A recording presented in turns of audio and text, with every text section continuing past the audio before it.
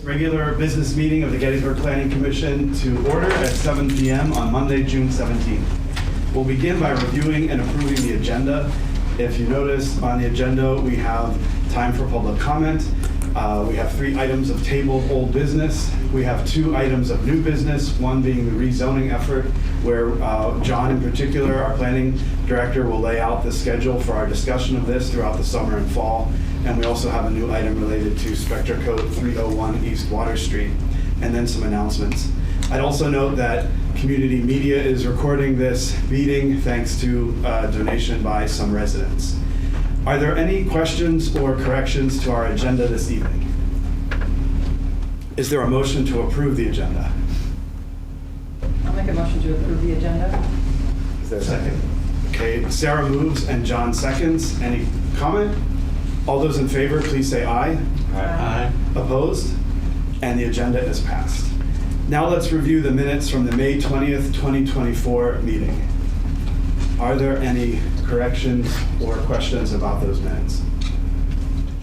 Great. I'll make a motion to approve the minutes of the May meeting.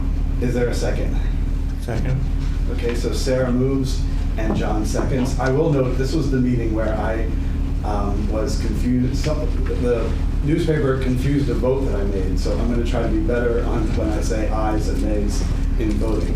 So all those in favor of approving these minutes, please say aye. Aye. Aye. And all those opposed? Nay? Already? I'll do that, so great. Any opposition to the minutes? Okay, the minutes have been approved. Given that we do have media here, please, if you could come to the podium and speak if you wish, and state your name and your address. We do take an approach at the Planning Commission that as items come before us, we do permit some back and forth with the community within reason, so you will have other chances to speak in addition to this public comment. This public comment is restricted to items on the Planning Commission agenda. Is there any public comment? Okay, then let's move to John Whitmore, if you would like to talk us through the items of table of old business. Certainly, starting with ASLD-230010 Hanover Street. This application has been before you for the past year now. The applicant was made aware that additional information was needed multiple times, and additionally given an opportunity to provide that information. It has not been provided. No extension request has been made. At this time, staff would recommend that the application be denied due to lack of material. Thank you, John. Let's first see if there are any questions of John before we might make a motion to deny this item. Are there any questions for our planning director?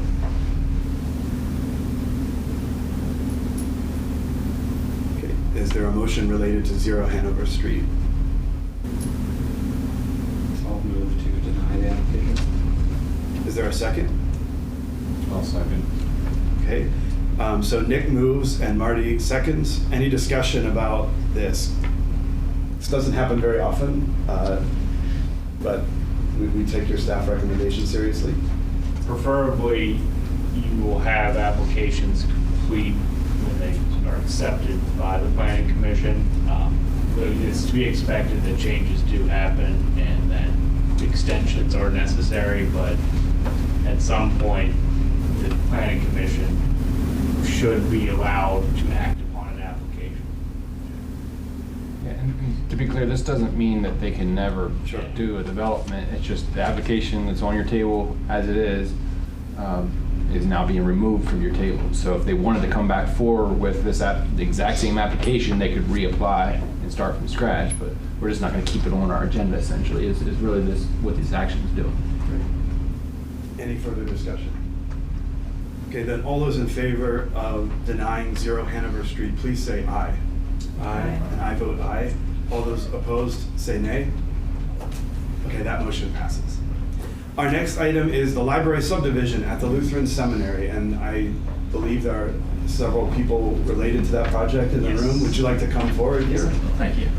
And John, do you want to start, and then we can turn it over to the library? This one is, I don't have much material with this. This is pre my time with the borough.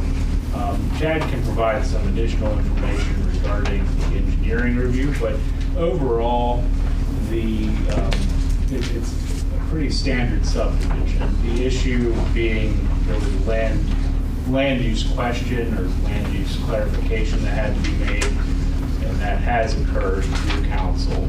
So the library has the ability to utilize these parcels for a library. That's pretty much all I have. I imagine the applicant can get into more of the nitty gritty. Before he does that, or before Chad, could you walk us through what is in our packet here related to this project? There are several documents. Sure. Go ahead, John. Do you want to get started, or do you want? Well, so we have the final subdivision plan, the large document right behind me. Overall, you can see the existing conditions. There's 3 buildings, Seminary property, everyone's aware of this. This wants to move, that's the better question, sorry. It's now, I apologize, this is not wanting to work with me. Overall, the project just involves the subdivision of that parcel.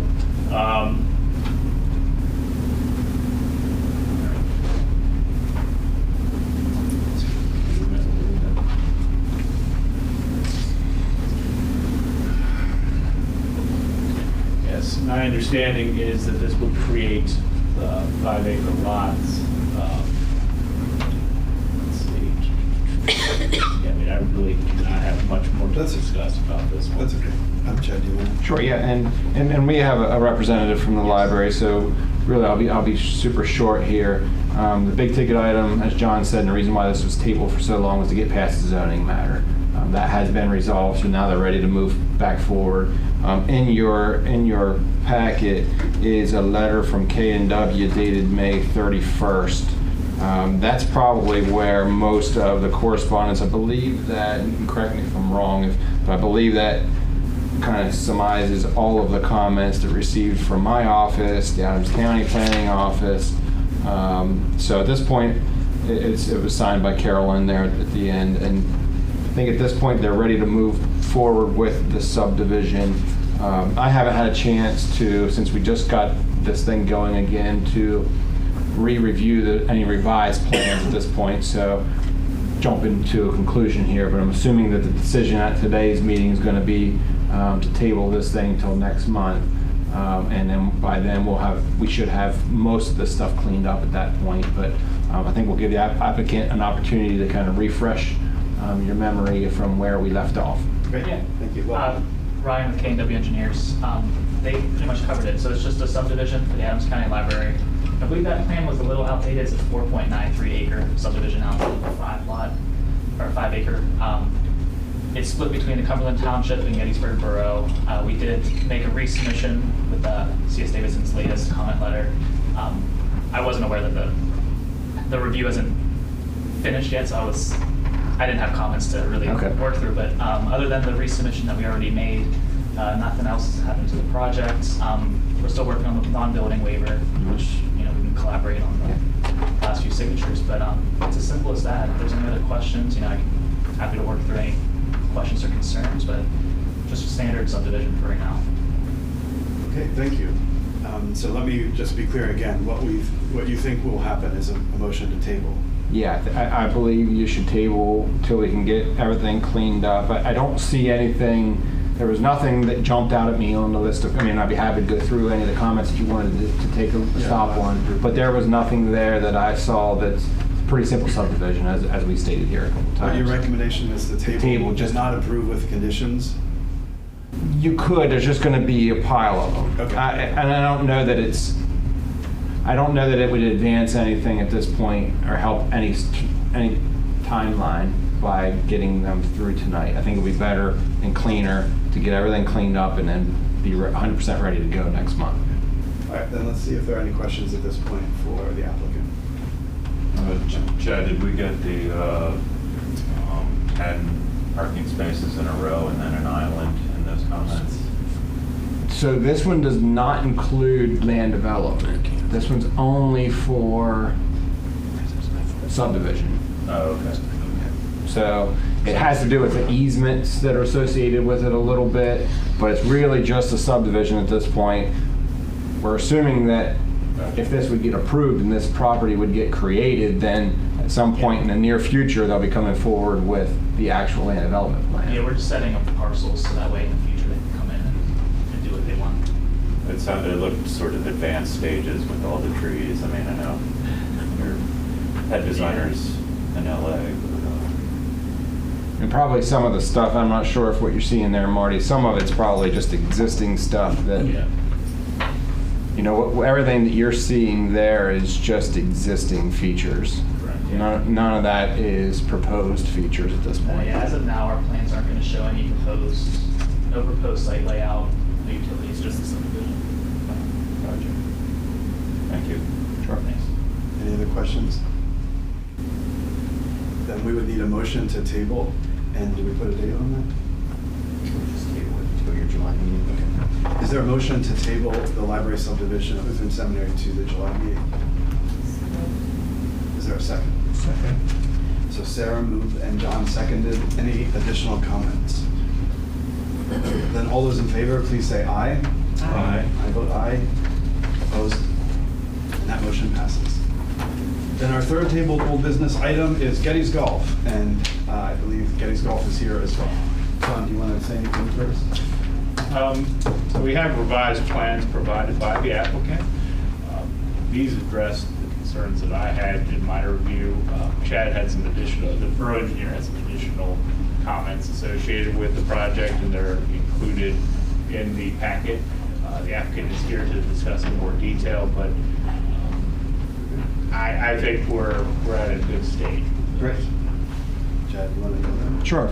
And in your packet, as John said, there is a response letter from all of the comments from C.S. Davidson, I believe also from the county, if I saw them somewhere in the back of the packet here.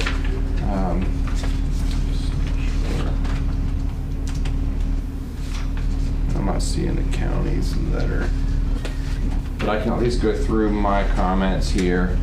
I had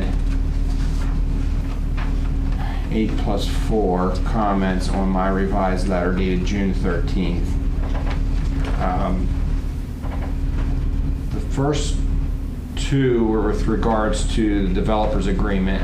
At this point, I do not believe we have any developer's agreements submitted for review. Is that accurate? So that would be an item that remains outstanding. And there may be a bit of a chicken and an egg thing. So on the second one, there is the posting of financial security. That is something that's usually attached to the developer's agreement. There is a waiver being requested of the requirement for financial security.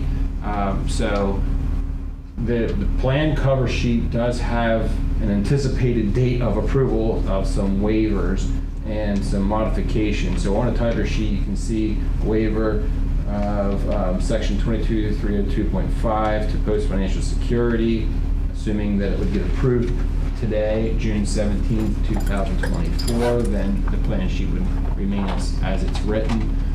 If that waiver would not get approved today, of course, that would have to get revised, but maybe before I go any further, I'll pause there for discussion on that one as we go through, and we can handle the different waivers as we're going through. Again, we had a brief discussion on this last month. This is one of those things where financial security really covers public or common improvements, and in this case, there are very few public or common improvements. So the amount would be so minimal that it's just not worth the time to get the legalities involved. Still have the developer's agreement, just not the financial security component to it. So you have my recommendation to approve the waiver of the financial security, so I'll pause there for discussion on that one. Are there any questions for Chad about that? Okay, sounds good. Do you want to take a vote, or do you want to wait till the end to? Can we do them all at once? It's up to you. I would probably take that separate if you're waiting. Okay, so could you say it? in a way Yeah, that it's easy? the second one under waivers. If you want to zoom in there, John, it's the section 22-302.5 to post the requirement to post financial security. Would anyone like to make this motion to approve this waiver to post financial security, related to posting financial security? I will move to waive 22-302.5 post financial security. Is there a second? Second. Okay, so Nick moved and John seconded. Any questions about this waiver? Then all those in favor, please say aye. Aye. And I vote aye. All those opposed? And that motion passes. The number 3 on my review letter is the approvals for proposed utility connections need to be obtained from the Gettysburg Municipal Authority. I saw that there were still some emails floating back and forth from Mark Geis, and I saw there was a comment letter from him. Can you give us an update on where you stand with GMA? So, GMA gave us a letter on the 13th. There were 7 comments. I consider mostly housekeeping, but one, we have 5 EDUs. We don't expect to use 5 EDUs out there, probably 1. So we have enough EDUs. He wants to know the size of the water line. We're working with the architect to get that. That was a comment of yours. I consider sort of housekeeping. Once we know the size, we just label it. There was some discussion. Mark Geis initially thought the water and sewer hookups were out front on Steinwehr. And he said, if they are, and you're gonna hook in the back, then you have to get an HOP and remove the lines. I said, no, we're gonna go to Steinwehr if that's the case. And then today, the last email, which came late this afternoon, if you didn't see it, basically he stated, I was wrong, all your lines go out to John's. So that comment they had, I think, is covered now, or it won't be there. Put on a meter box and pay the permit fees and all. So he really has no qualms with it. I'm hoping this letter suffices your comment. If we need to get another letter from him that says, yes, it's good, I'm sure we could get it. Yeah, an all clear would be preferred if you can get just something from him that just says, hey, we've met all your requirements, we're good to go. That's fair. Okay, something that John can stick in the file. But yeah, I mean, I would agree with Dominic's, the way he covered that. It's that GMA is going to supply water and sewer, so there's no major issues in terms of, from the Planning Commission's perspective. Number 4 is an updated plan checklist. Is just an administrative item. Number 5 is it's another comment regarding the sewer and the utilities that Dominic just described. So that'll be corrected on the next revision. Number 6 is just signatures and seals on the title sheet. Number 7 is goes back to that developer's agreement and performance guarantee, and then mentioning that whenever they do submit a developer's agreement, we would like to have that language about the sidewalk on that agreement. And I'd like to, yes, I need to stop there because that is where we need to talk about the next waiver that is being, or modification that's being requested for the requirement to construct sidewalks along borough streets. So just as a reminder, there is sidewalks already, the decorative streetscape on Steinwehr. There's no sidewalks in the rear. The discussion had always been that they would not install them at this point in time because it would be a sidewalk that's not connected to any other systems. But there would be a note on the plan that within a certain time frame, after notice by the borough, they would be required to build the sidewalks. My comment on my letter suggests that also gets added to the developer's agreement to further monumentalize that discussion. But maybe I'll just pause there for deliberation or vote on the sidewalk waiver, or I'm going to call it the modification. And you know, sometimes we use, just to be clear, differences between waivers and modifications. Waivers are just, you don't have to do it at all. Modifications is there is some sidewalks. It's not we're asking for no sidewalk. We're just not asking for them in the back, and we're not asking for them at this time. We will build them someday in the future. So that's why we call it a modification and not a waiver. Okay, are there any questions or comments about this second modification up there? And then we can move to a vote on that if appropriate.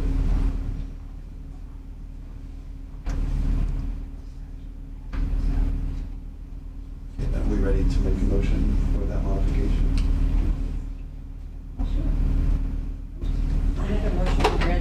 modification request to section 21-201 to construct sidewalks along all borough streets. Is there a second? Second. Sarah moved and John seconded. Any further comment on this one? We talked about this last meeting where we looked at, for folks who, we got the Google Maps up and you can see on John's, there's no other sidewalk, so it'll get triggered if another sidewalk is built. Then we'll continue down the chain, but for now, it makes no sense. At least that's how I feel. Any other comment? Okay, then all those in favor, please say aye. Aye. I vote aye. All those opposed? And that motion passes. Okay, number 8 is just a cleanup of some parcel IDs. And then there was 2 stormwater management comments, and first, just to recap, this site existed with much more impervious area than what is being proposed prior to the date of the ordinance. So if you read our stormwater ordinance, it said that you can take credit for any pre-existing impervious area. So there isn't really stormwater management per se, but we do still ask for them to submit the package that would include the record of impervious so that we can get the new impervious coverage. And really, it's really an accounting thing for our stormwater authority so that they know how to properly bill a property. So that had been submitted, and that's in the process with Deborah English to get their approval on that. So it's really not a whole lot to write home about stormwater management. And then lastly, I had 2 general comments. One was, per Dominic mentioned earlier, we mentioned that you should keep the sewer and water separated by 10 feet if possible. So they should be able to accomplish that. And then the last one, there was just a typo with a straight leader for the landscaping. And then the only other thing that I wanted to throw in there, Dominic, if you could just, I believe the total calculation for the landscaping wasn't shown on the landscaping plan, but if you can just make a note for that. It's all correct, it was just the total. The total wasn't added to it, so. Okay. And Chad, there's nothing else related to John, your comments from May or the counties, everything has been cleaned up at this point? Okay. Then I think we're ready for a motion on this project. So why doesn't someone make the motion and then we can entertain final questions or comments or anything you all want to say as the applicant, and then we'll take a vote. So, and sorry, I didn't mean to interrupt you, but so we handled 2 of the modification waivers. There's still 2 others. 2 more. There's the last. So whether you wanted to handle those together or separately, I just wanted to point that out to you. Okay. So Adam, what do you think we should do here? There's the modification related to landscaping, and then the second waiver related to adjacent structures. If you take it as separate applications, Okay. just for clarity. Okay. Then let's start with the modification quantity of landscaping. Would somebody like to make that motion? I'll make the motion to, for the request of modification 22-1103.3.a on the landscaping. Is there a second? Second. Marty moved and John seconded. Any further discussion on this item? I will just mention, there's that great ginkgo, 8-inch ginkgo, 3 feet. You have a maple shown on the plan, so I don't see why you could save the ginkgo, but it's up to you. Just seems like a no-brainer to me. If we could save it and not plant a new tree in that location, absolutely. Doesn't If look like something any grading's happens, going on there. I fully understand. I mean, we would love to save it. It saves, it's a tree already grown, saves money. I mean, there's no reason not to try our hardest to save it. And if I could say one other thing for the minutes here, so the waiver request for the number of planning units, they're still proposing 37.2, the required are 26. So they still are proposing much more than is required. The waiver request for the quantity is just based on the calculation for the required amount. It gives them a balance in case they need it someday in the future, is all it really is doing. They're still proposing much more. I mean, it's a golf course, so they're going to make it look nice. Basically, that's the gist here. Any other comments? Okay, then all those in favor of this modification, please say aye. Aye. I vote aye. All those opposed? And that motion passes. And how about the second waiver? Let it cool down. Would anyone make this motion, please? Car for a while. I'll move to waive the adjacent structures shown within 200 feet, 22-503.c.4. Second. Okay, so Marty moved and Sarah seconded. Any comments on this item? Anything more to say? There's no structures within 200 feet that are going to have any impact on this development. Then, any further discussion? All those in favor, please say aye. Aye. I vote aye. All those opposed? And that motion passes. Okay, we've made it through 2 modifications and 2 waivers, and we are now ready for a vote to approve this land development plan. Can I ask one more question? Yeah. Are you showing curbs in the parking lot there? No. Originally, at Johns Avenue, there was a curb. As far as the parking aisle that we put in the middle, we're not showing curbing to allow the stormwater to run off inside. We're putting the parking stops. What's originally out there is about 31 foot driveways. That was a comment that they're larger and required, so we're dropping them to 22, 23 feet, whatever it is. I did talk to Chad a little bit about this. We're going to remove the curb, especially in that center aisle. Again, it's just going to allow the stormwater to roll right into it and take less off John's Road. Not that we, in theory, need the stormwater.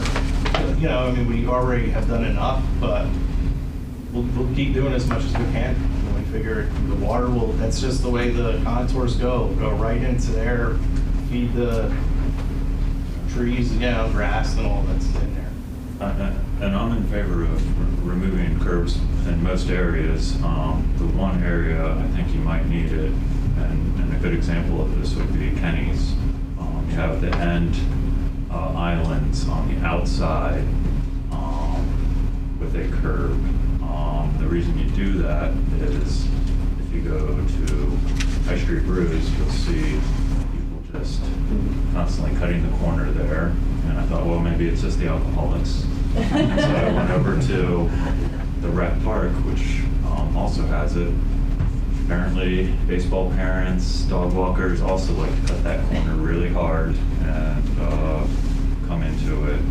So I'd imagine the same would be true here. That I don't know if we can get the picture of that landscape aisle, but it's going to be just a mud pit.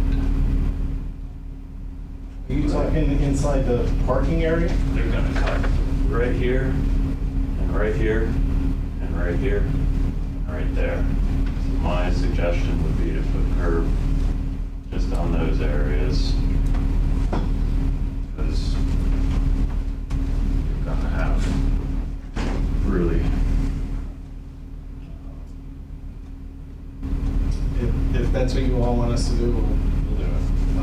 Because I see what you're saying, maybe I'll talk to Chad a little bit more detail if that's what you just want. But right now it is just for someone. I'm wondering, are we skipping a waiver from 22-10-20 curbs, which states curbs shall be provided along both sides of all public and private streets? Is that considered a private street there within the parking lot?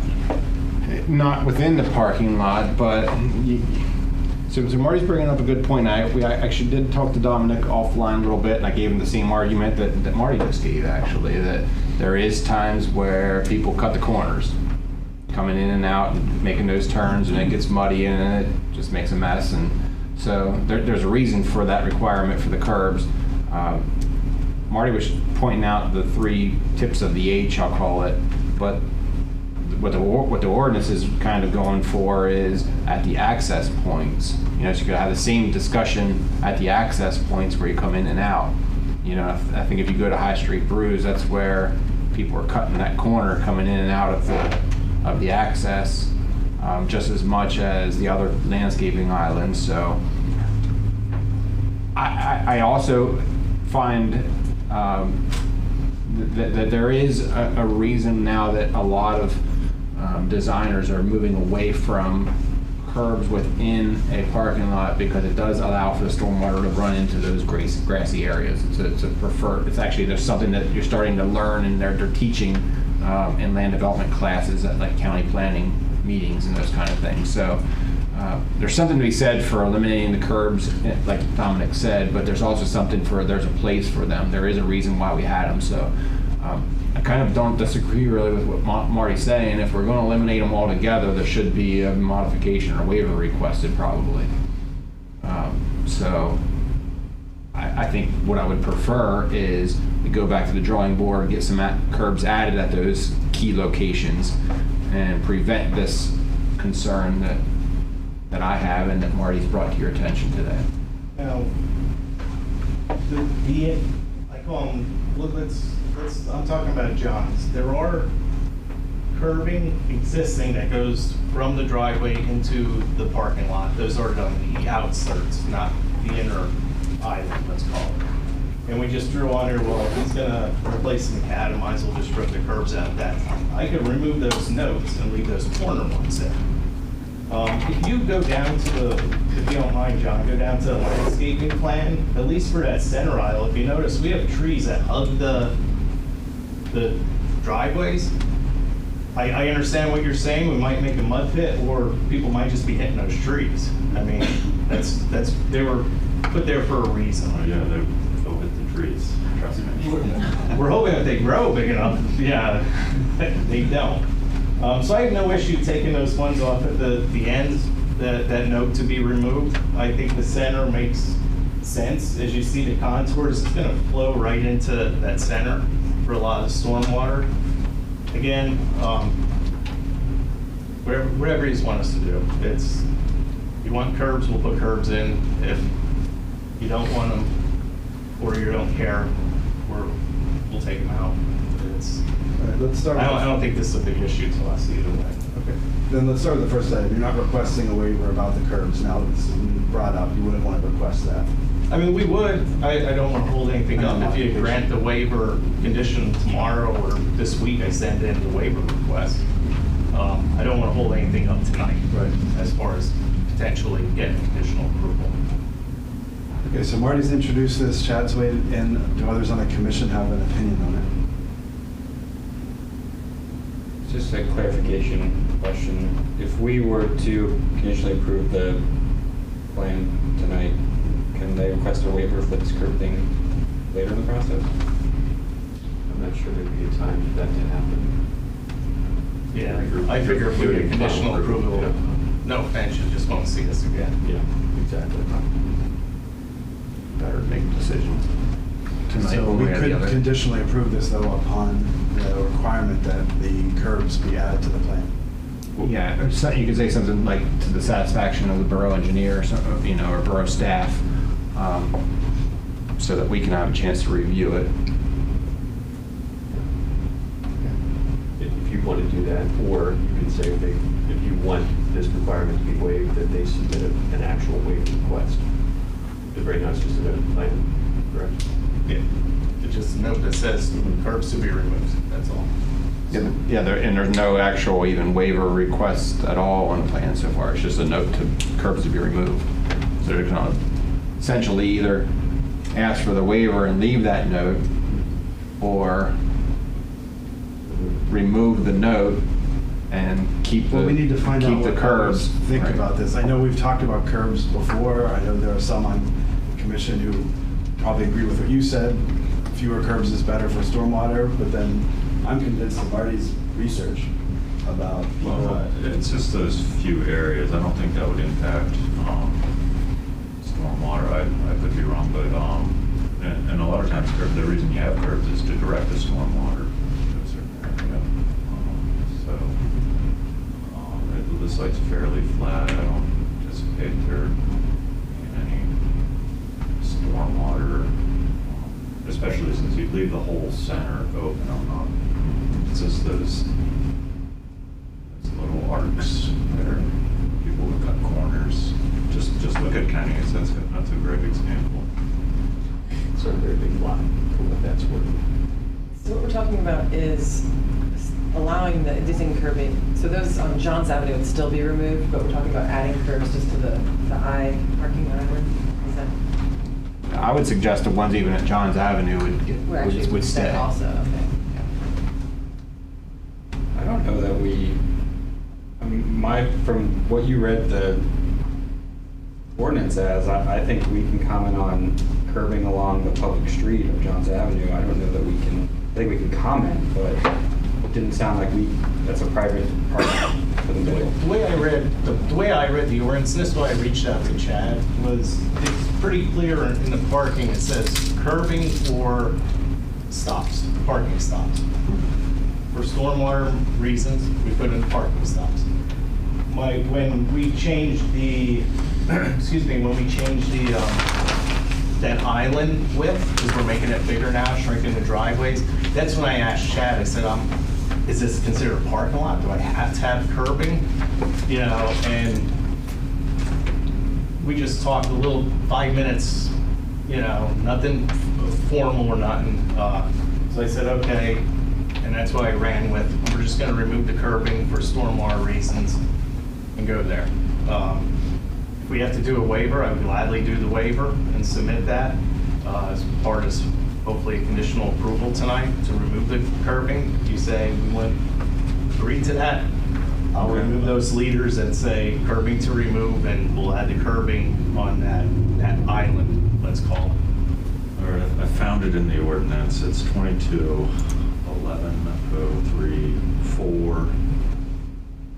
22-11-03-4A4, curbing or wheel stops around all landscaped islands and strips to prevent vehicular encroachment. And that was the part that got me, was the center island, the H, I think we interpreted correctly with the wheel stops. There's not really parking there in those islands at John's, and that's why I called up to say that I wouldn't put wheel stops there, because that just means we should be parking there, but it's not parking. So if I have to put the curbing in, or you'll give me a waiver for that. John Whitmore, do you have anything to say? If you're concerned with vehicles interacting with the landscaping, curbing would be the improvement to ensure that that's not going to happen. So it would be a modification to the ordinance then to, Only if you're gonna waive it. If you're gonna allow, you can have just the curb stops in the middle, and if you put the curbing around the tips of the H, then it meets the requirement of the ordinance. So I think Marty might want to move a approval of this plan conditioned upon, and you fill in the rest, and then we can decide if that's what we all want to do. Or do you have additional comments? I think they will meet the conditions You can say or they don't. requiring. Yeah, but yeah, so Charles, so what you're saying is you would have a motion to conditionally approve the plan based on the outstanding comments from C.S. Davison letter and the request to add Yeah, because it's curbing, not on this plan. because those are not on the plan and it's not on my letter either. So that would be what I would suggest you would do. All right, I'll make a motion to conditionally approve the plan, Gettysburg Golf, provided they meet the conditions of Chad's letter dated June 13th, Yes. and requirements related to curbing, to the engineers. Satisfaction. Okay, that is a motion. Is there a second? I'll second. Okay, so Marty moved and John seconded. Now we need to hear if you all agree with that. Well, Go ahead. before you take an official vote, we would personally prefer a different motion that would say everything Marty said except condition that we submit a waiver requirement to not add curbing. I think that's the two options. We prefer not to. We don't want to hold this up though tonight. You know, if this is the only motion, we'll take it this month. Okay. I heard you though a few minutes ago saying you would put curbing in, and that was a. If that's what you want us to do, we'll do it. We would prefer not to, and if we have to, Okay. and if you're comfortable giving us a motion to conditionally approve as long as we put a waiver in and then put the waiver note Yeah. up there. We will do that. That's our preference. All right, so we have one motion on the floor, but again, we don't know, I don't know who agrees with this or not, so would anyone like to make a comment on Marty's motion? I prefer to have them follow the ordinances as we described it. Sounds good to me. I think they will meet the word. I don't think you'll need the waiver. Your motion's fine. We don't need a waiver. I'm fine with your motion. We'll take it. We'll remove those notes and put the curb in. I'll talk to Chad where precisely he wants it. Thank you, and thanks for raising that. Thanks for taking it at a meeting where I know you weren't prepared for it, although it does sound like you did discuss this previous to the meeting as well. Yep. Okay. Then if there's no further questions, let's vote on Marty's motion. All those in favor, please say aye. Aye. And I vote aye. All those opposed? Okay, so we have accepted the plan for Gettys Golf, 533 Steinwehr Avenue. Thanks for coming to these meetings. Thank you. Appreciate everything. I'll get in touch with you, Chad. Thank you. Thank you. We now turn to new business. The first item of new business is the 2023-2024 rezoning effort. And in a minute, I'll turn this over to John Whitmore to go through some items he's put together related to this in our packet. And I'll just give you a chance to scroll down to that. It is page, well, I don't know if the page number, but I got it. you got it, okay. So I'm gonna say a few things, and then John will go through some items. And then I'd like to open it up maybe to Nick and Sarah for a reason I'll explain in a second. And then we'll have discussion on first, the plan for this commission to review the rezoning effort. And second, our first chance to dig into one aspect of the rezoning effort, which is the new map. So about a year ago, the Borough Council and staff convened a committee to work with a developer, a consultant, Michael Baker, to examine our existing zoning ordinance and then to come up with a new zoning ordinance. And two members of this commission were invited to participate on that committee. That's Sarah Kipp and Nick Redmond, and John will explain in a minute some other members who were on that group. Now, over the course of that year, when former planning director Carly Marshall was a part of our group, there were occasions where the planning commission was able to see a few items that this committee was working on and to make a few preliminary comments, make some reactions, sometimes reactions that were surprise and horror is too strong, but surprise and concern, and other times those reactions were very positive. So we did occasionally get involved, but not too involved. Now is the time for the Gettysburg Planning Commission to be involved. In May, we received the finished product from Michael Baker, I should say the finished draft, because it is my understanding, and John will review this in a second, that it is now, in a way, the Planning Commission's draft, because we received it from the committee and the consultants, and we are able to go from top to bottom and make our suggestions, maybe even make our changes, and see how the staff would be able to accommodate some of the things that we would like to see changed in this document.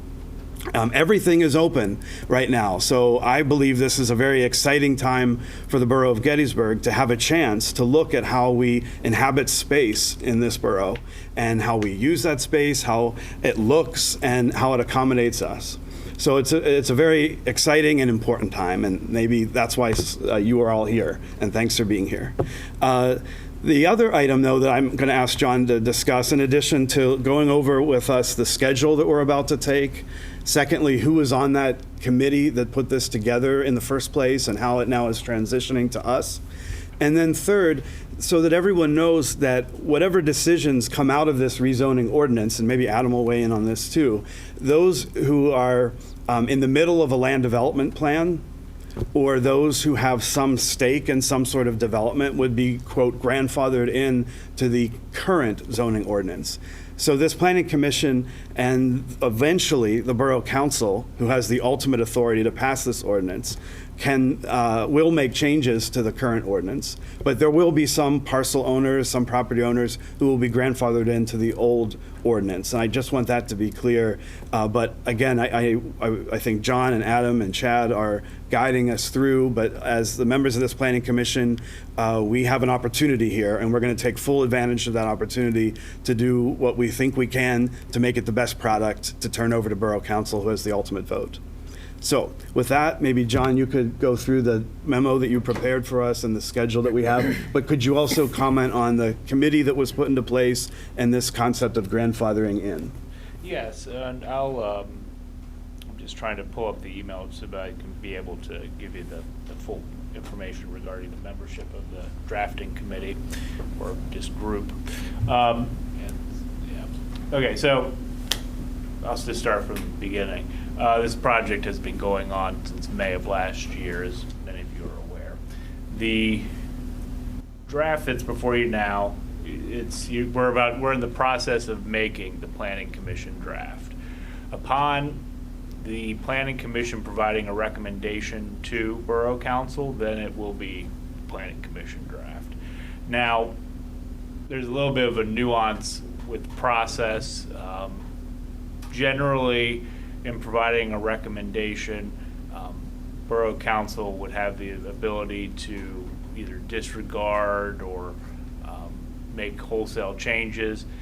Generally, when it comes to zoning, in addition to comprehensive planning, it's not necessarily wise to do it in that manner. It would instead be kicked back down to the Planning Commission for further review.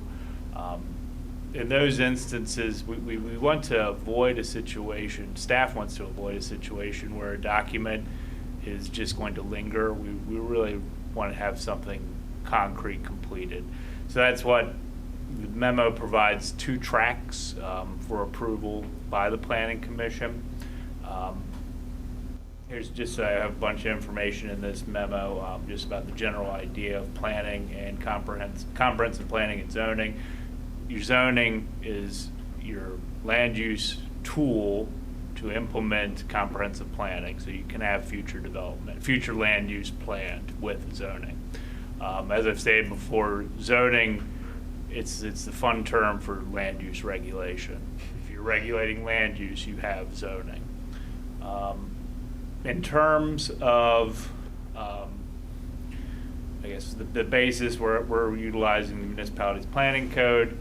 They have a specific protocol for the approval. Borough Council, after the Planning Commission has provided a recommendation and recommended draft, there will be additional public comments, additional public, there'll be a public hearing on the item, and there'll be a lot of discussion. As it's a pretty important issue for the borough, but it's also one that the community has a lot of want to be engaged, because it does impact quite a few unique facets of daily life in ways that people, they may not think about, but it can have pretty profound effects. So, to assist with that public outreach, the MPC is a little easy. It just says you have to provide public comment. We're going to try to provide meaningful public comment and interaction. So, with this, staff is suggesting first to have a public outreach meeting in the month of July. That would be July 29th. I'm going to go down to the tracks here. Track 1 is the quicker one. Track 2 is the more methodical one, if necessary, depending on comments received during this initial process. The open house, that meeting would allow for specific engagement with staff regarding specific components of the zoning ordinance. The ordinance itself, it's set up into 5 sections in a map. It's more like 4 sections, because the first part is more just the legal minutia. The idea then, open house, we get some additional comments, we provide opportunity for that intake. It's not a back and forth meeting. It's not like people coming up to a podium. It's going to be something more focused on, these are the specific aspects of the ordinance, and getting direct comment. In that time period, the Planning Commission is going to be endeavoring to go through the ordinance. We'll actually be starting tonight very, very briefly with the map, then proceeding to PC review sections 1 and 5, 5 being the definition section. That is That's what I find to be the most beneficial change to this draft, because as the zoning officer, there's been quite a few times in the 6 months I've been here where I've had to scratch my head and think, well, how would I actually define what's going on with this land use? So the idea that we're trying to get to a point where it's more practical and more concrete should be something that's beneficial. Following that open house, that's when we'll actually make a decision if we're going to continue with Tract 1 or if we'll move into Tract 2. If we proceed with Tract 1, the August meeting will be the real fun one, I should say. That's when we'll be going into the zoning districts, the actual use areas, and then specifically into the design guidelines associated with the districts. Following that meeting, we would, on August 29th, then we would have an additional public comment round. This one, it would really depend on how that first meeting went, if we would do an open house session or if we would just have a just general meet and greet and discuss items that come up with individuals. The goal then would be to have action at the September meeting. Track 2, let's say we go to July 29th and we received quite a bit of comments that staff wasn't on our radar when we were initially drafting. For whatever reason, we need more time and more thought into this. That would break it down then, so we'd begin PC review of Section 2 at the August meeting. There's additional comments occurring on August 29th. Review sections of 3 and 4 on the 16th, so we would be breaking up the actual review of the districts and the district standards, and then having an additional public meeting if necessary, after which time we would be able to have an action occur in October. In addition to these meetings, we had discussed the opportunity to participate at a farmer's market. That would be something if members of the Planning Commission would like to, I guess, host or be a part of that. I'm available at this time or after the meeting to get ideas for dates in either July or August when we would do that.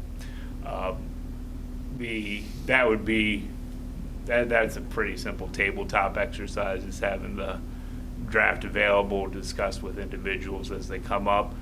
I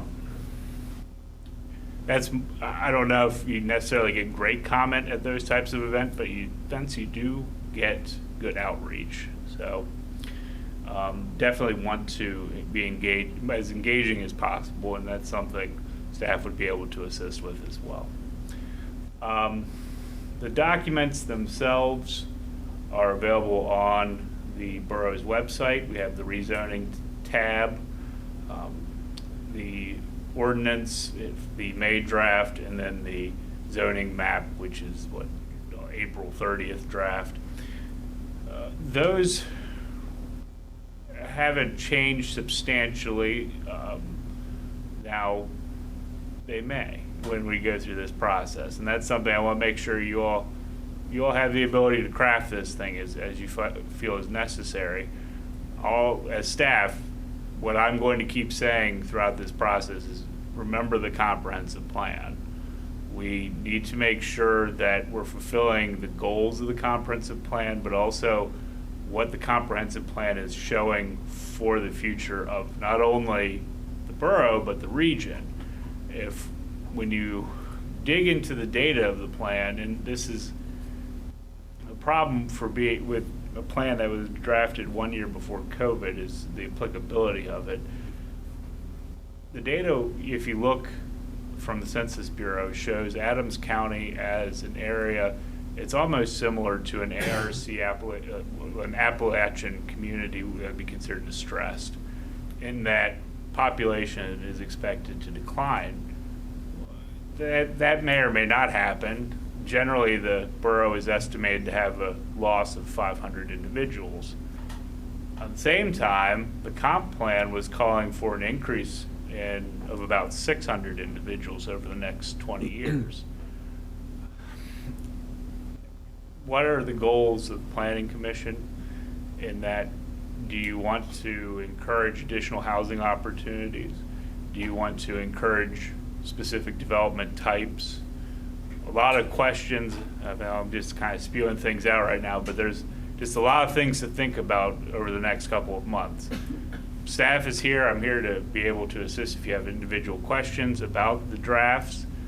Also, how the drafts actually function. So, I mean, we run into comments on a weekly basis regarding specific projects that due to the nature of development in general, and then some of the quirks with our climate, things like landscaping, that failures that occur with development, making sure that the zoning ordinance is actually being enforced.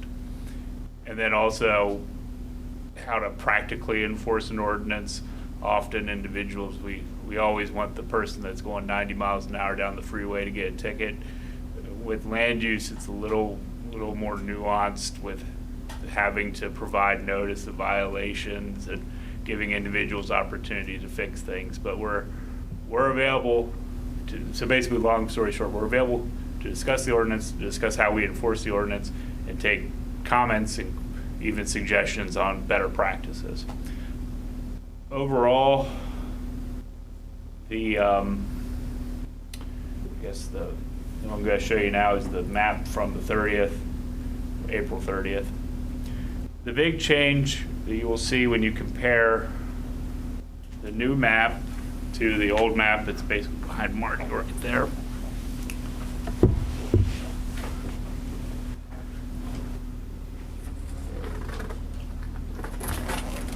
When you're looking at the downtown core, you'll notice that it's smaller in the new map. The old town district has now been changed, not radically, but it's been changed to better reflect the actual core of the borough. The revitalization zone has been created and expanded to the north to facilitate areas where we have underutilized properties that would be better developed, not only from a tax basis perspective, but just when it comes to central business districts, that's where your prime real estate is, and it makes sense to have that active, highest, best land use. The areas going out of our major corridors, today we have, when you go down Baltimore towards Steinwehr, it turns into tourism commercial. That is identified here in this salmon color.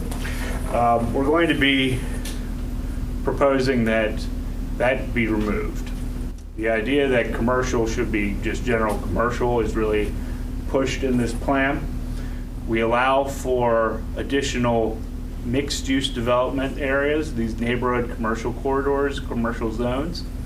They allow for a sliding scale of either heavy residential with some commercial to more commercial, less residential. The Elm Street Overlay District. It's not shown on this map because when you put it on one of these zoning maps, the entire map becomes incredibly illegible. One of the goals for this is we want to make something that's actually practical and usable. So with regards to Elm Street, many of the areas that are already commercial are going to be captured in these neighborhood commercial zones. Opportunities for residential development, especially when it comes to Elm Street, many of the properties, when you have commercial competition for real estate, it ends up commercial beats out residential by the numbers. This will hopefully allow for the retention of residential in these areas where there is, I guess, high concentration of businesses in the near vicinity. Further, looking at the districts for industrial, that's going to be teased into two different types of institutional, I should say. Two different types of institutional districts. One encompassing the educational resources of the community, so that you have the school district, the college, seminary, but then also having a separate district for the park areas. The floodplain zones are still shown on the map. That's not necessarily a zoning issue, it's identifying areas where those properties are affected by what would be the floodplain management standards requirements. If you're in a floodplain, please feel free to discuss any questions you have with the planning office, because it does create some unique situations and challenges. The historic overlay district, this area is hash. This is the borough's historic district. As you can see, it goes up and down borough. It creates a scenario where all of our commercial assets are in the historic district, which that creates some challenges to encourage development, but that flip side is it really provides benefits to ensuring the development quality that the borough has. Now, there are a few commercial areas that are near residential areas that are not in the historic district, but those are few and far between, with this area being the key, and then it's a few properties over here. Other than that, the streetscape enhancement overlay district is proposed to be removed. The idea with that would be that most of the aspects of streetscape enhancement involve hard infrastructure. To allow for those elements to be maintained in some form of ordinance, the draft code has a listing of streets where staff has identified the need for street lighting improvements, and that allows for us, when we get to a point to revise the saldo, you let your design standards, that's when this will probably revise the ordinance again to take those elements out and put them in the saldo. The issue when you're dealing with zoning, it's not so much development, it is use. So we'll have instances where a redevelopment is occurring, but it's not necessarily something that would warrant, or I wouldn't say warrant, but it wouldn't necessarily provide the best opportunity for infrastructure improvements. When you're doing new construction, new build, there's better opportunity to put in necessary improvements, especially when you're talking about lighting. There's wiring, conduit, a bunch of things have to go into the ground. So there's that. So that's a whole bunch. The process that we've utilized to date it's a 3-phase. Phase 1 was the working group. Phase 2 now is the planning commission, followed by phase 3 being council. The year it took with our consultant, so we Michael Baker, we utilized planning services from Troy Truax with MBI. We were able to, we've gotten to this product stage at this point. Members of the community, I still haven't been able to pull it up. It's okay. You don't have to mention names. Yeah, but just names. Yeah, no, just general. What were you looking for on that group?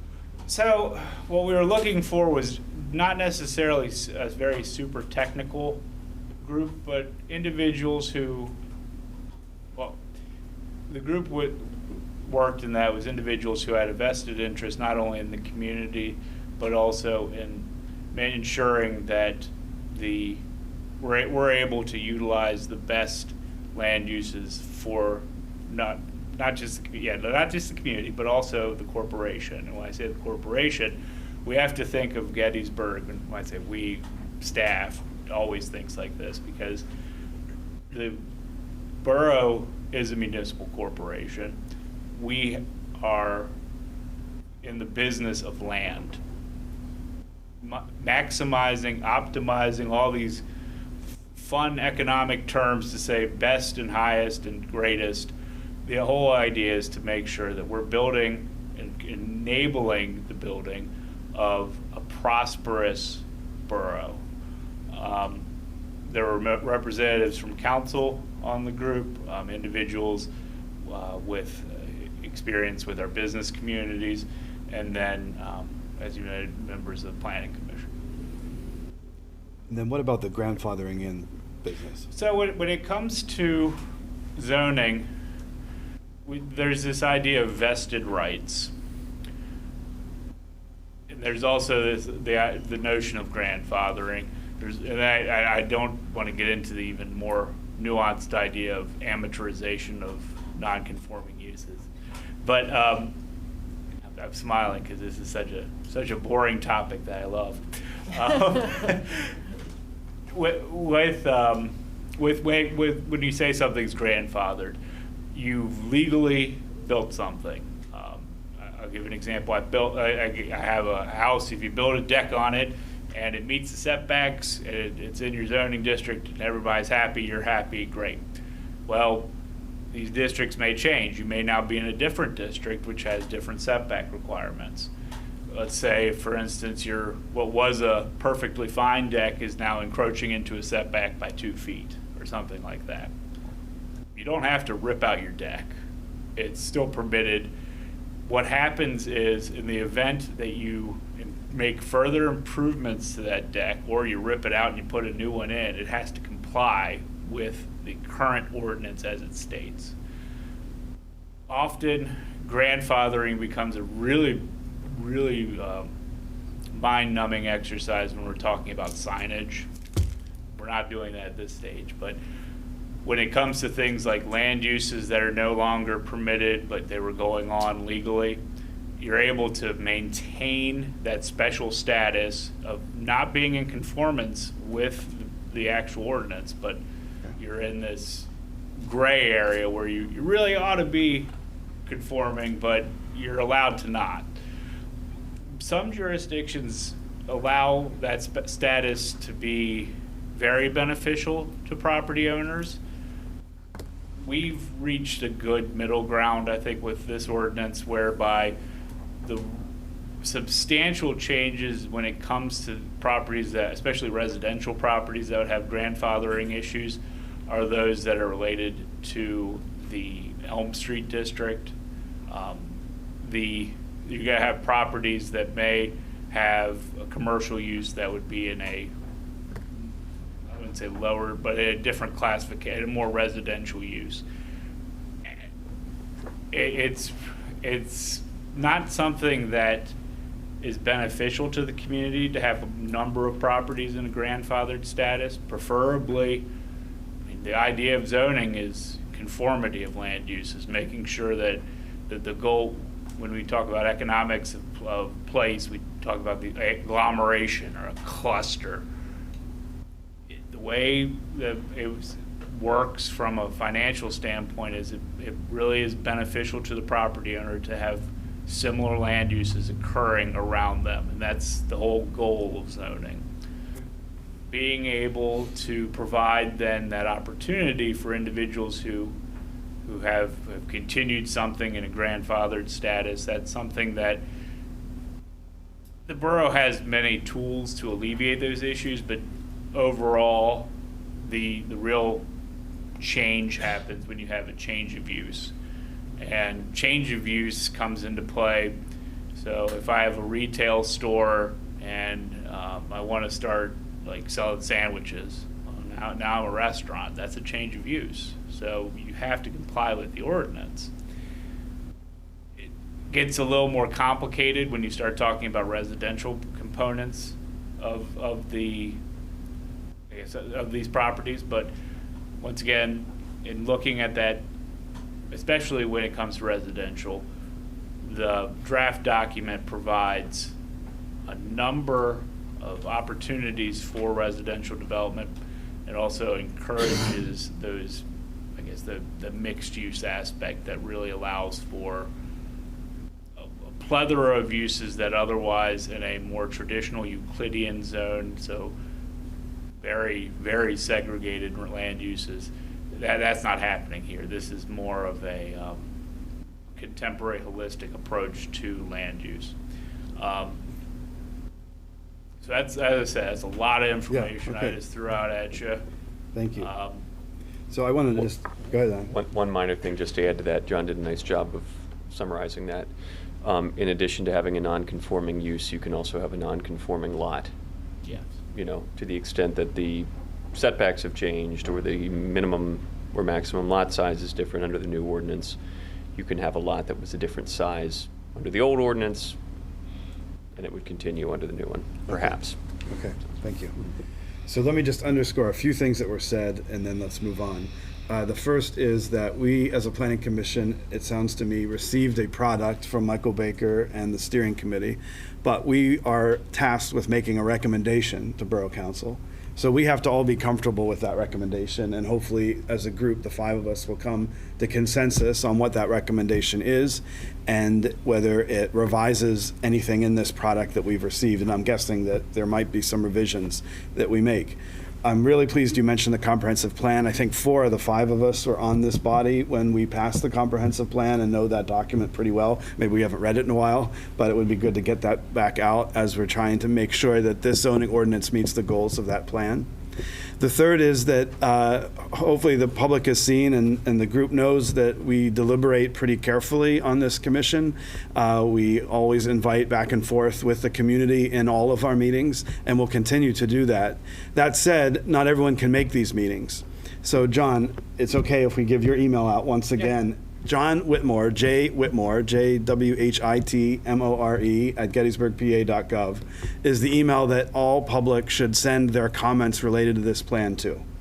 And he has already been sharing some of those with us and will continue to do that. You'll note, and John went over, that there are at least 2 public meetings already scheduled and advertised soon. The first one is on the 29th of July. And at that meeting, staff members will sit at tables, most likely, and receive comment from the public who chooses to sit down with them with a printed out plan and map in front and pointing to different things and having discussion and receiving feedback. The Planning Commission will not be staffing that meeting because we'll be the ones that ultimately receive the comments. So the administrative staff, I believe, will be handling that, but we will get the comments.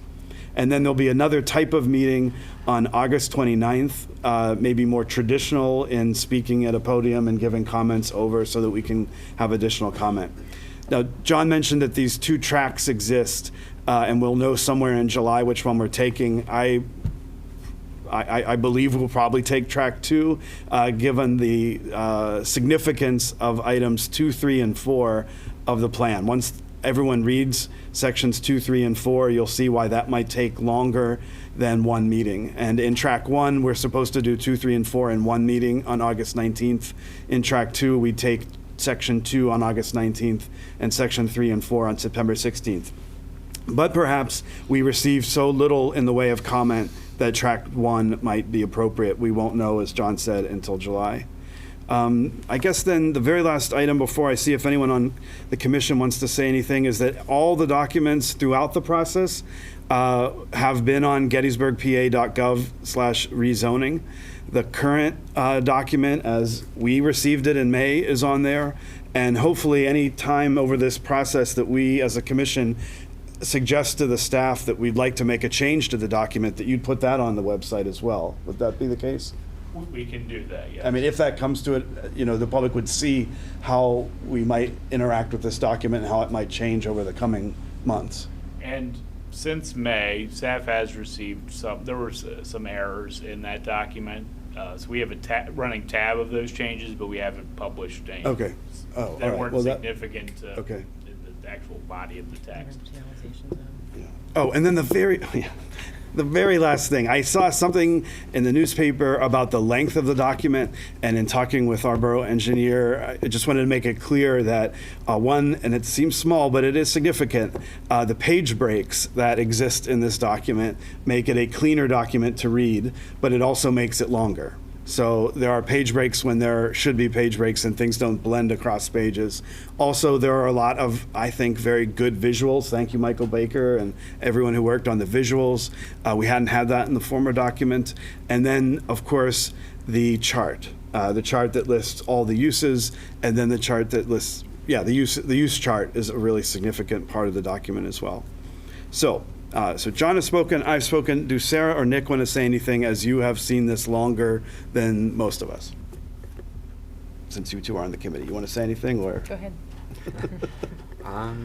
Yeah, it was an interesting experience. I hope people understand where we were kind of coming from. I think, to John's point, especially looking at the map, I mean, we really tried to, speaking about non-conforming uses, we really tried to kind of get the feel of those neighborhoods and put them into these new zones. I mean, I think one example of that is east of the square on York.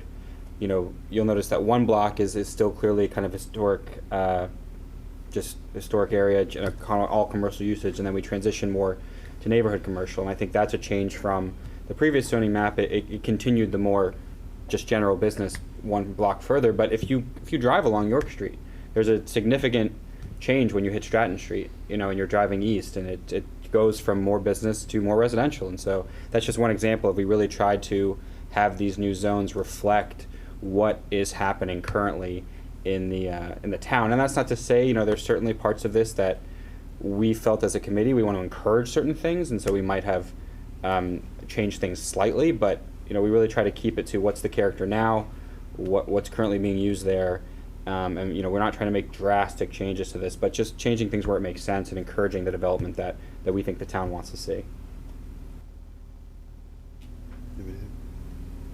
Okay. Chad, do you want to say anything? Yeah, sure. Two quick things. So first, and John mentioned the fact that this is a Euclidean ordinance, so this is very much so still use-based. We had talked about that early in the process. Do we want to go form-based and make uses second? We decided right off the bat that that's not the case. It's still use-based. Also, I got a real feeling from the whole process that there was not an intent to majorly change anything here. I think I want to make sure that we squash that. Sometimes people think that there were a complete revamp and we're re-changing the entire borough, and that's not necessarily the goal of that I got out of this. I found that there wasn't a lot of interest. Like sometimes whenever you have a rezoning, it's because, man, development's just out of control in our township, and we need to get our arms wrapped around it. That wasn't the case here. It was also not the case on the other side of the sword there that we want to start adding, or we want to start making things way easier for development. I feel like it's very down the middle with matching what did exist. I think that you'll find that, you know, I'm glad you mentioned the fact that it's many more pages, but I don't think the ordinance is more. It's just more pages. It's got more illustrations, more page breaks. It's way cleaner now than it was, but it's not like it's because we added all of these new regulations or new red tape, or, you know, to the requirements. I feel like it's pretty much down the line with what existed. It just matches a little bit better with the existing build out of the town. We did spend a lot of time, to Nick's point, making sure that we studied the build out of the town first, so that everything that I'm saying makes sense with the build out. And then I think the other thing that I wanted to say is we did get rid of those overlays, and we John talked about that a little bit earlier. And the point was to try to simplify things. I always found it was a little bit difficult whenever you would go in and you would find an ordinance standard, and then it would say, oh, but wait, you got to go back here, and it's something different back here. So we try to clean that up. It now is all in one spot, whatever the requirement is, and there's overlays that used to be a little bit more complicated are kind of eliminated from this ordinance. Of course, you can't eliminate the floodplain in the historic district, as John said earlier. But I did want to make sure that I mentioned that we eliminated those overlays to avoid the confusion, but we did not lose the content of those overlays. The stuff that was in the streetscape overlay is still in here. The intent of capturing some of the things that were good about the Elm Street district is still in here. That may not be the case everywhere. We may have missed something. If there's something that we missed, please bring it to our attention. But it wasn't the goal to just eliminate the streetscape overlay because we don't care about our streetscapes anymore. That wasn't the goal. The goal was to clean up the ordinance, but those requirements are still built into this ordinance. Great, thank you. That's all I have. On the point that, so I think this, as you said before, that's part of this was an attempt to make this more user-friendly to residents of the borough. And I think this document that we see and that's posted on the borough website is much more user-friendly. But how does this translate to? Because we use, is it Ecode 360? I mean, ultimately, it'll be used in that way. And I feel like that lacks the ability to have those those graphs and charts, or does it now have that ability to incorporate those?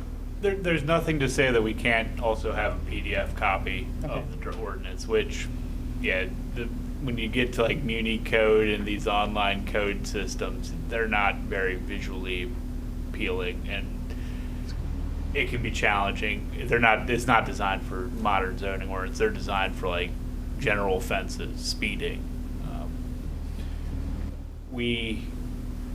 I would anticipate that we will continue to have at least an accessible draft, if not only for the ability to print it, but just for the ability to have something that we can share readily.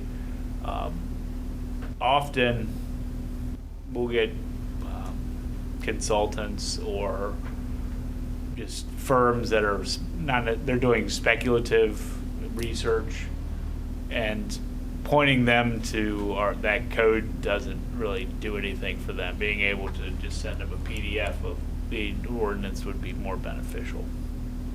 Thank you. So Chad, I'm glad you made that comment related to if there are any mistakes that you notice or typos, that we would bring them. Also, Planning Commission members, if there are any changes that you wish to make in the document, note the different times that note the schedule in which we look at different sections. So today, in a second, we'll turn this to the map and have limited discussion about the map. On the 15th, we'll look at sections 1 and 5. And then on the 19th, we'll at the least look at section 2 and maybe 3 and 4. And also to the public, if you don't like a section that you see in this draft, please come to that meeting in which that subject is being discussed, and ideally come with alternative language. That would make it the easiest for us to make the necessary revisions. I certainly know that I'll be coming to a future meeting with alternative language on at least one part of this plan that there's no secret about, that I've not liked for quite some time. But that doesn't mean that that is going to pass this group. We'll have deliberation like we do all the time. So I'm very much looking forward to this as a process to move our community forward and get the most out of public input and Borough Planning Commission input. Now, we don't have to do this for very long, but we thought we'd start by asking questions or making comments related to the map. So,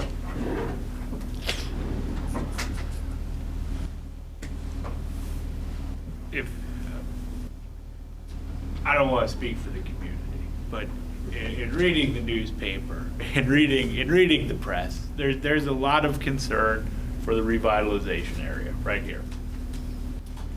That is probably what I would consider to be the area where in 30 years you'll see something that may look different than what you see today. And I say that because what you see there now isn't much. You're adjoining an area where you have the hotel, a 6-story building.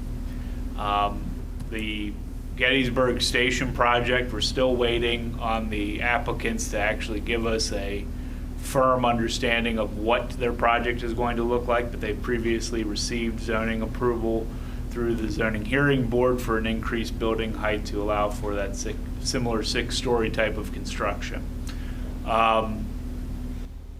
Is this the entire borough? No, but I imagine, and we can, it's almost the elephant in the room. I mean, that's where there's going to be comment.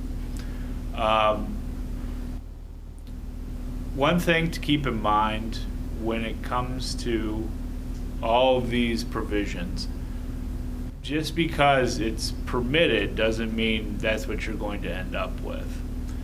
Especially when we start talking about larger buildings, the feasibility of making large construction is very challenging right now in the United States. The use of steel in construction, the cost is astronomical. To be able to get away with wood stick-built building, you can't have extremely large buildings, but you would have buildings that meet. I would argue that they'd meet what most people think of when they think of Gettysburg style larger development. Now, that's what I'm saying is probably the red flashing light where we're going through this process is going to be that area. But I mean, I'd encourage you all to look more at these other areas as well. Steinwehr is a success story.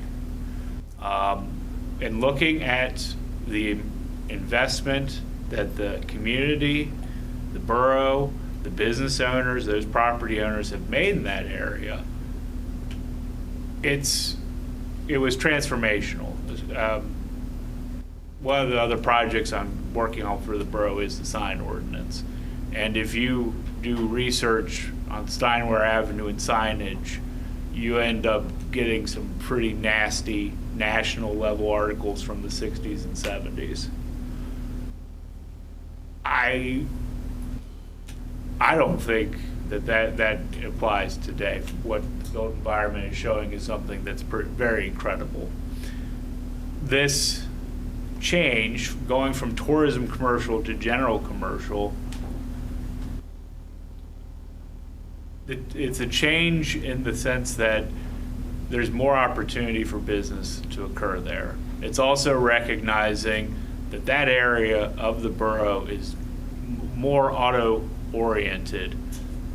And I say more. It's not totally auto-oriented. The improvements on Steinwehr, the pedestrian improvements especially, have created a very pleasant pedestrian walkable area. Will this impact that? To a certain extent, it may. If the Planning Commission feels it would be beneficial to look at these areas to, to restrict or to constrict commercial growth, I would think you should be looking at these general commercial areas, but being just cognizant of the difference that we've had, the changes that we've had with regards to the previous map, previous built environment. Baltimore Street. With this is generally the RO district now.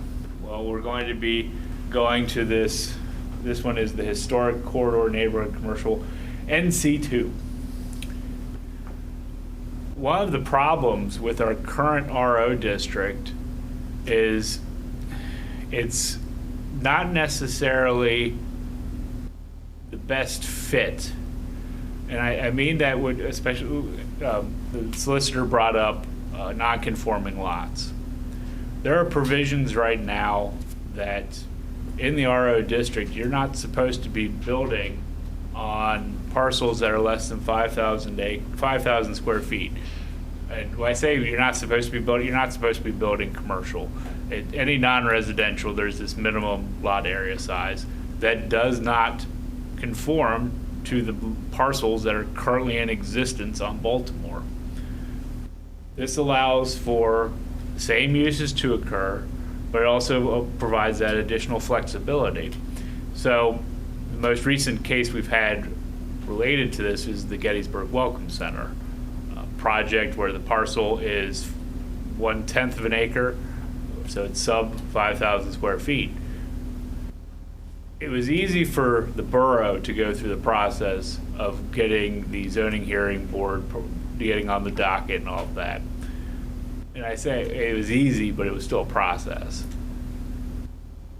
Often the developer, any process is not easy, because I've had them scream this at me, time is money.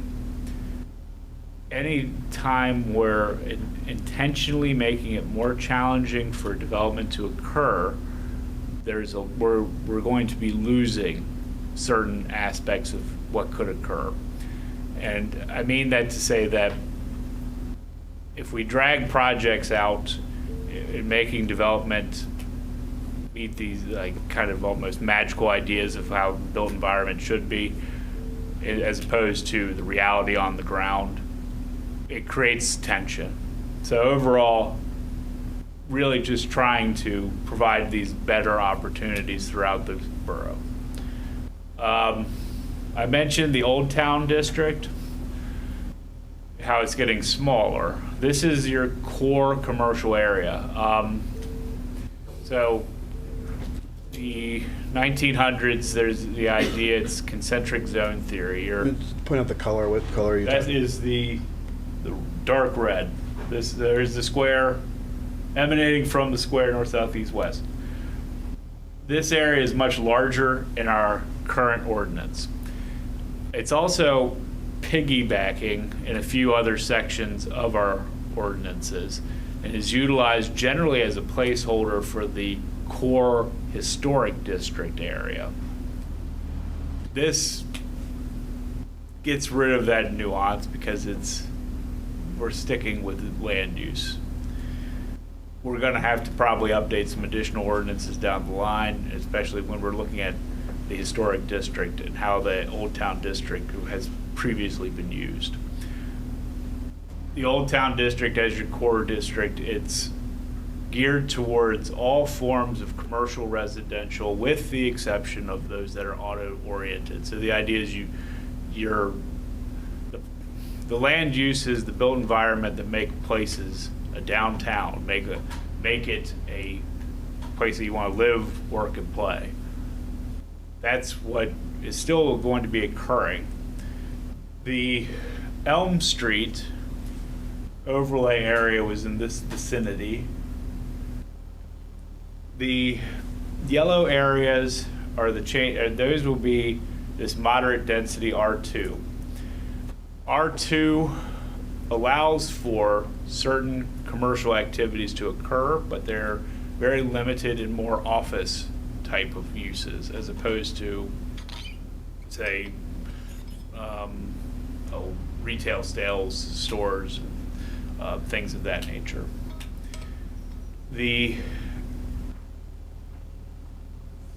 That include things like services, like hair salons and nail salons and... I believe personal services is permitted in that district. I believe.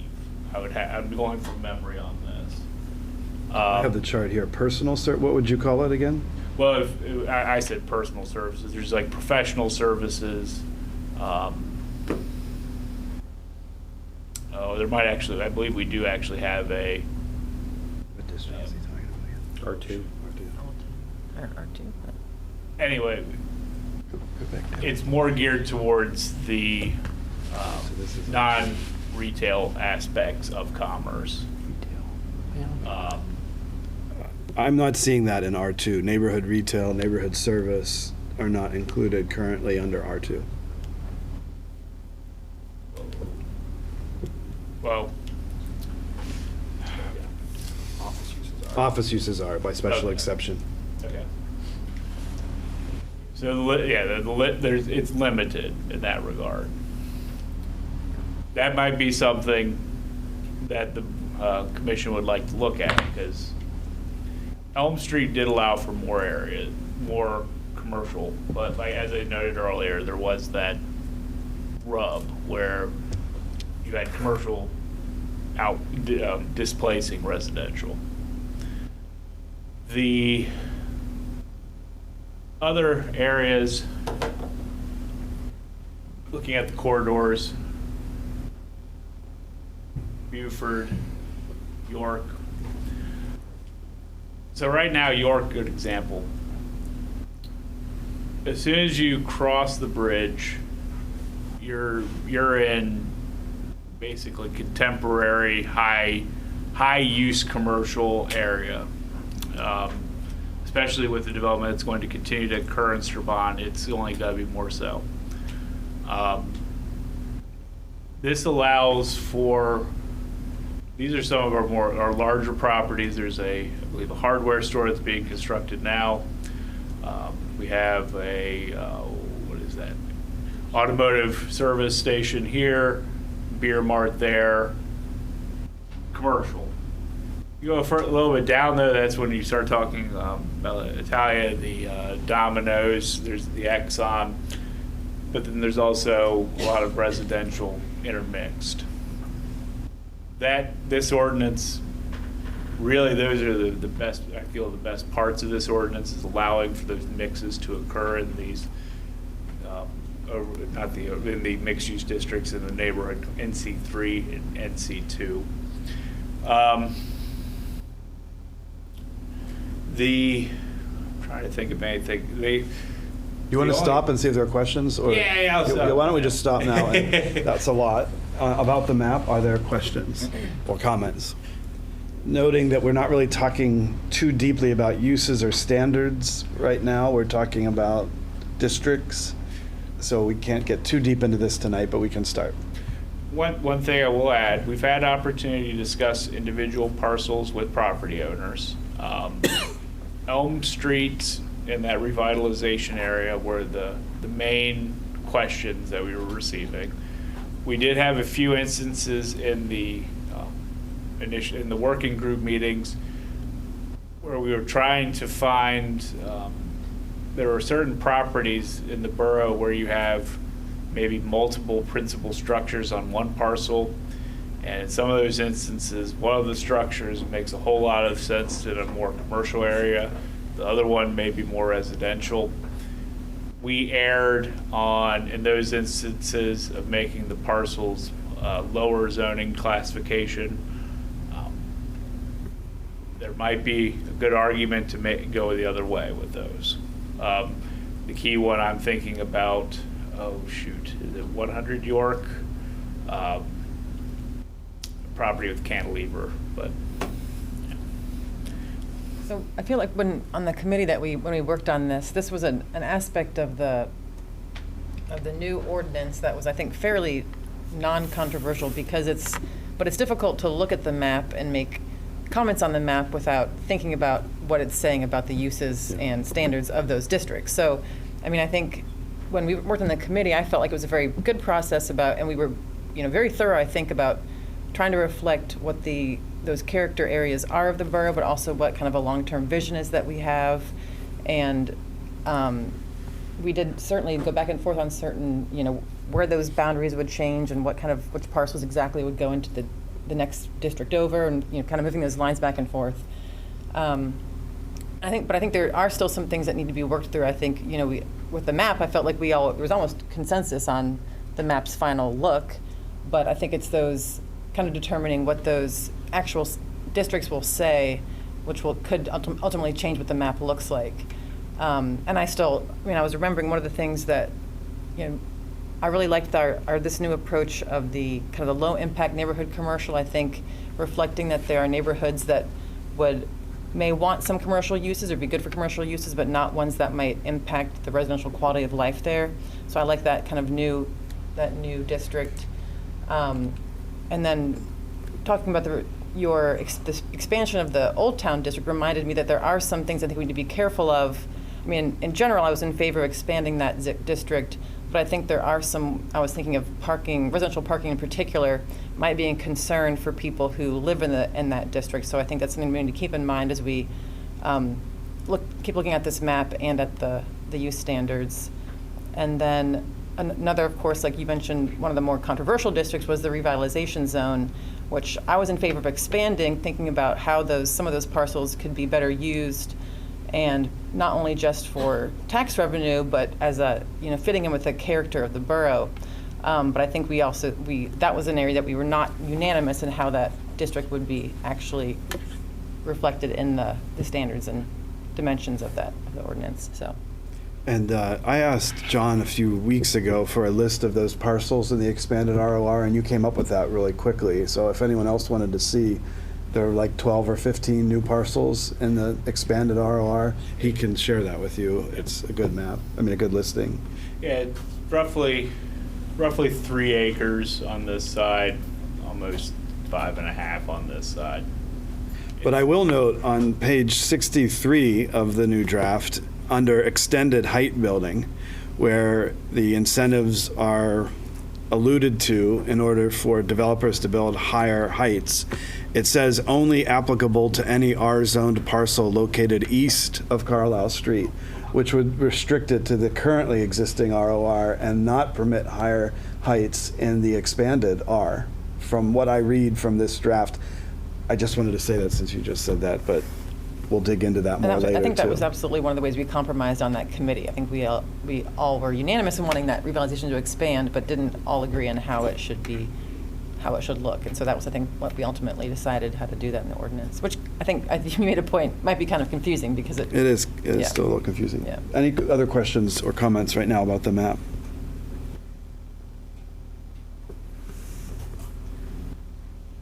One thing to keep in mind is, as we go through the review of this document, that's when coming back to the map, we'll probably, I'll include this in the packets just so that it's fresh on everyone's mind when we start discussing these individual districts. But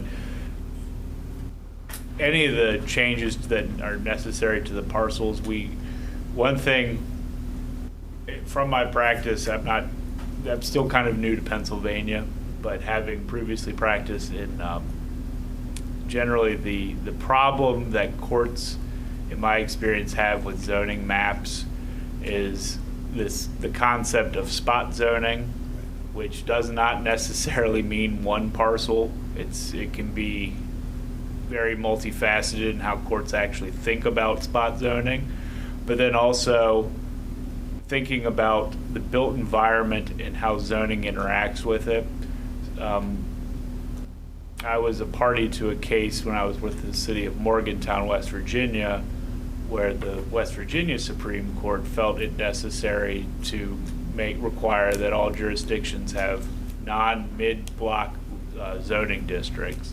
So a zoning district had to follow a specific, like either a street or like a stream, some kind of physical barrier had to exist for there to be a justification for different districts. It's not present in Pennsylvania.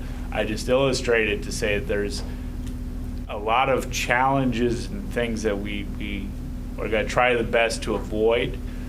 But if there's things that are coming up that you don't agree with, and it may be even something that staff is directing you not to do, but at the end of the day, this is going to be your draft.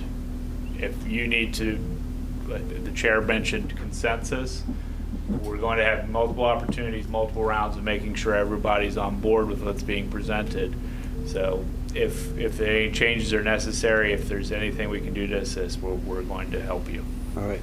Well, There's just one more thing I wanted to bring up, because another takeaway that I had from our committee that I wanted to, share with the public, and maybe Nick, you can, now that you're texting, maybe you could, because I think this was your discussion in those committee meetings was about the different residential areas. And I think there's this trend in planning and zoning now to try to limit how much single-family residential you are requiring in places. And that was one area that I think kind of came up repeatedly, and Nick was really great about advocating for that idea that how to increase density without, within the existing structures we have. And I don't know, is there anything you wanted to share about that kind of motivation? I'll openly say, I was very concerned about kind of housing stock in the town. It's been a concern of mine for years. I work with a lot of young professionals, and people are often moving to this town, and it's very hard for them to find a place to live. And so one of the things that was in my mind during this whole process was how do we increase, housing stock, but to Sarah's point, without really changing the character of too many neighborhoods. And I think a good example of that is kind of the multi-apartment conversion, right? Where you keep the front-facing part of the structure, the external part of the structure, the same, but internally you can convert the structure into a multi-unit apartment versus just one family. And so that was something that, as an example, I think I and a couple other people on the committee were big advocates for, of making sure that was included in most, if not all, of the residential areas. Why would you try to stop an increase in housing like that? That, to my mind, doesn't really change the character of the neighborhood. I think there's a difference between that and obviously knocking down 3 houses to build a giant apartment complex. But again, that was my opinion, and that was my thing going forward, and I really welcome some public comment, and I want to hear from other folks, and whether they agree with that or feel differently in any of these kind of residential areas. Thanks. Great. Well, with the spirit of those comments, let's move on because we have a summer and fall that we'll be talking at length about this. So here we go. It's an exciting time. Thank you, John. Our next item is 301 East Water Street, Spectra Kote, and the applicant is not here, so I believe we are going to, why don't you give your recommendation? Well, at this time, we're still awaiting county comments. The timing of the meeting precluded them from providing comments within the 30-day timeframe. Additionally, I had an issue successfully providing the county comments. I believe they've actually changed their systems, which I'm thankful for, thank you, to be able to ensure that documents are being received on their end, Okay. and we're meeting code requirements. This will come back before you in July. So could we have a motion to table this until our July meeting? So moved. Is there a second? Second. Okay, so Sarah moved and John seconded to table the Spectra Kote plan until the July 15th meeting. All those in favor, please say aye. Aye. Aye. And I vote aye. All those opposed? That motion passes. Our next planning commission meeting is scheduled for Monday, July 15th, 2024 at 7 p.m. I will be out of town. Nick Redmond will be chairing that meeting. Solicitor Boyer, am I allowed to vote as a electronic participant? You can hear and participate fully throughout the meeting. Okay. So I will be participating by phone. And then, just so we're clear, at the July meeting, at the August meeting, you will not be there, Nick, right? So Jenny, would you be able to participate and fill Nick's spot at that August meeting? Great. Okay. Do Planning Commission members have any additional comments? Does the public have any comments? And please, if you could, because of the camera, come to the podium. Great. All right, then is there a motion to adjourn? So moved. Is there a second? I'll second. Okay, so John moved and Nick seconded. All those in favor? Aye. Aye, and I vote aye. Our meeting is adjourned at 8:47 p.m. Thanks, everyone. See you next month.